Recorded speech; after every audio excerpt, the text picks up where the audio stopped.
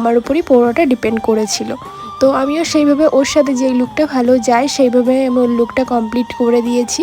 তো এখানে দেখছো আমার ফেস মেকআপ প্রায় কমপ্লিট হয়ে গেছে। এখানে আমি সেটিং স্প্রেটা দিয়ে দিয়েছি, তারপরে হাইলাইটও দিয়ে দিচ্ছি। হাইলাইট দিতে আমার খুব ভালো লাগে, তোমরা তো জানো।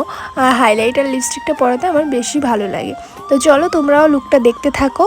তোমরা যদি এইরকম মেকআপ করতে চাও তো আমার সঙ্গে অবশ্যই যোগাযোগ করতে পারো। আমার কন্ট্যাক্ট নাম্বার ফেসবুকে সব জায়গায় দেওয়া আছে, তোমরা চাইলেও আমি তোমাদের দিয়ে দিতে পারি।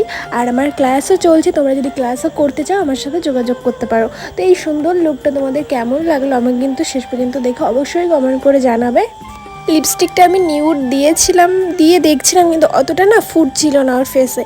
তারপরে আমি একটু ডার্ক পিঙ্কের মধ্যেই দিলাম। তো তারপরে দেখলাম বেশ ভালোই লাগছে, খারাপ লাগছে না। তো দেখো হাসছে, ওকে কত সুন্দর লাগছিল, ওকে খুবই সুন্দর লাগছিল সেদিন। আর ও দেখো নিজেকে দেখেও